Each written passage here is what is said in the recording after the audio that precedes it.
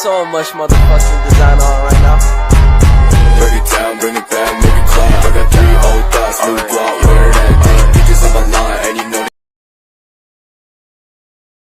Assalamualaikum warahmatullahi wabarakatuh. Nama Alif Rasmawati, NIM 221210006. Baiklah, saya di sini akan menjelaskan materi yang berjudul Tujuan, Fungsi, Manfaat, Evaluasi Kurikulum. Baiklah, sebelum saya menjelaskan tentang tujuan, fungsi, manfaat, evaluasi kurikulum, saya akan menjelaskan pengertian evaluasi kurikulum terlebih dahulu. Evaluasi kurikulum adalah usaha sistematis mengumpulkan informasi mengenai suatu kurikulum untuk digunakan sebagai pertimbangan mengenai nilai dan arti dari kurikulum dalam suatu konteks tertentu. Sedangkan menurut Abdul Basir, evaluasi adalah proses pengumpulan data yang deskriptif, informatif, prediktif dilaksanakan secara sistematik dan bertahap untuk menentukan kebijaksanaan dalam usaha memperbaiki pendidikan. Sedangkan evaluasi menurut Suharsini Arikunto adalah serangkaian kegiatan yang bertujuan untuk mengukur tingkat keberhasilan suatu program pendidikan. Materi selanjutnya adalah tujuan evaluasi kurikulum. Tujuan evaluasi kurikulum dibagi menjadi 4. Yang pertama, menyediakan informasi mengenai pengembangan dan pelaksanaan kurikulum sebagai masukan bagi pengambilan keputusan. Maksud dari poin di atas adalah evaluasi akan membantu para pengambil keputusan berdasarkan berbagai informasi mengenai kegiatan yang dilakukan dalam proses pengembangan kurikulum, pelaksanaan kurikulum, dan pelaksanaan evaluasi kurikulum. Poin yang kedua adalah menentukan tingkat keberhasilan dan kegagalan suatu kurikulum serta faktor-faktor yang berkontribusi dalam suatu lingkungan tertentu. Maksud dari poin di atas adalah evaluasi akan memberikan judgement terhadap kriteria keberhasilan atau kegagalan terhadap apa yang terjadi. Poin ketiga adalah mengembangkan berbagai alternatif pemecahan masalah yang dapat digunakan dalam upaya perbaikan kurikulum. Maksud dari poin di atas adalah evaluasi akan memberikan solusi tindakan yang akan dilakukan sebagai upaya perbaikan. Poin keempat adalah memahami dan menjelaskan karakteristik suatu kurikulum dan pelaksanaan suatu kurikulum. Maksud dari poin di atas adalah evaluasi akan memberikan pertimbangan mengenai keberhasilan atau kegagalan suatu kurikulum. Menurut para ahli, tujuan evaluasi kurikulum adalah yang pertama, menentukan titik awal suatu program. Yang kedua, menunjukkan seberapa jauh kemajuan yang diperoleh akibat pelaksanaan program. Yang ketiga, menunjukkan apakah program sesuai atau tidak. Yang keempat, menunjukkan efektivitas program. Yang kelima, membantu menentukan titik lemah pelaksanaan program. Yang keenam, sebagai arah keterampilan dan kerja sama dengan potensi sekitar. Yang ketujuh, membuktikan sistematika perencanaan. Yang kedelapan, memberikan kepuasan perencana, pelaksana, dan penilai. Baiklah, materi selanjutnya adalah fungsi evaluasi kurikulum. Fungsi evaluasi kurikulum dibicarakan lebih dahulu daripada jenis evaluasi, karena fungsi evaluasi meliputi seluruh kegiatan evaluasi. Apabila seseorang melakukan evaluasi kurikulum, terlepas dari jenis evaluasi yang dilakukannya, ia harus sadar akan fungsi dari kegiatan evaluasi tersebut.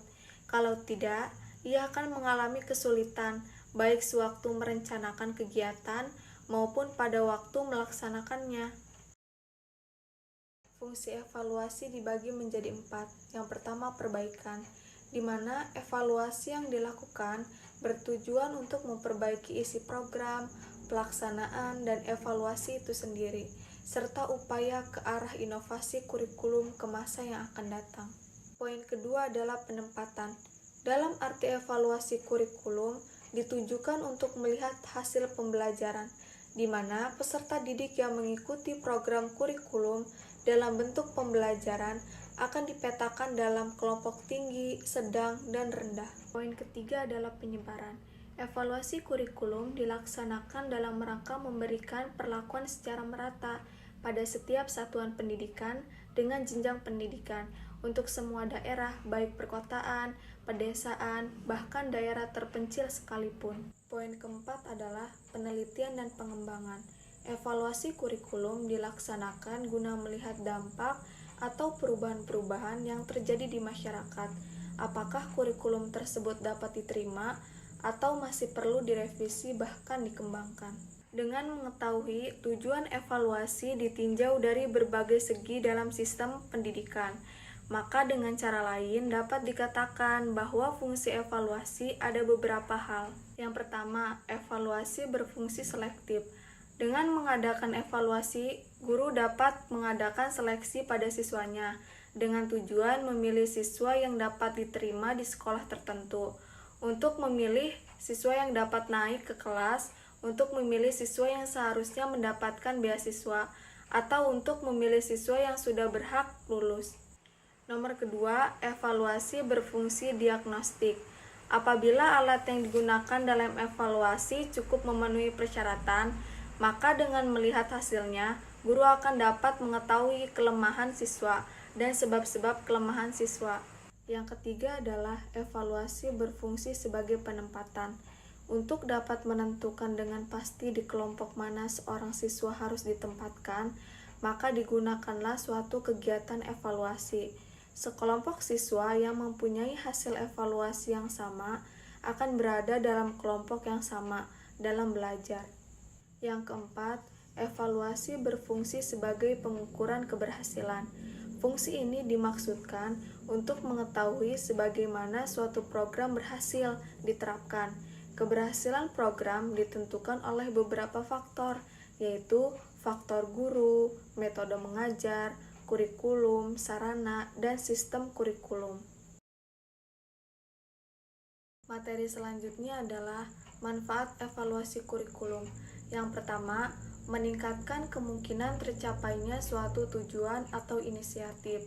Yang kedua, memastikan sumber daya yang bermanfaat. Yang ketiga, mengidentifikasi apa dan mengapa rencana bisa berhasil atau tidak berhasil. Yang keempat, mengidentifikasi area yang perlu ditingkatkan untuk memberikan layanan terbaik. Yang kelima, menilai sudah tepatkah suatu program dan kebijakan. Keenam, menghasilkan keputusan yang lebih baik. Ketujuh, pengembangan kemampuan sumber daya. Kedelapan, proses penentuan suatu program perlu dilanjutkan atau tidak. Kesembilan, motivasi untuk mengembangkan inisiatif dan meningkatkan kinerja. Kesepuluh, evaluasi merupakan dasar untuk komunikasi yang berkelanjutan antar tim. Tahapan melakukan evaluasi kurikulum. Menurut Noto Atmojo dalam bukunya, langkah-langkah dalam kegiatan evaluasi meliputi yang pertama, menentukan topik evaluasi sehingga pastikan sudah tahu apa yang akan dievaluasi. Yang kedua, merancang kegiatan evaluasi yang mampu menentukan keberhasilan program. Yang ketiga, menetapkan cara atau metode evaluasi yang akan digunakan. Yang keempat, melaksanakan evaluasi, mengolah, dan menganalisis data hasil evaluasi tersebut. Yang kelima, menentukan keberhasilan program yang dievaluasi berdasarkan kriteria yang telah ditetapkan. Yang keenam, menyusun rekomendasi terhadap program berikutnya berdasarkan hasil evaluasi tersebut. Dengan adanya evaluasi kurikulum ini, kita dapat mengetahui bahwa manfaat dari evaluasi kurikulum adalah kita dapat mengetahui sejauh mana keberhasilan yang telah dicapai peserta didik selama mengikuti pendidikan dan dapat mengidentifikasi apa dan mengapa program bisa berhasil atau tidak berhasil.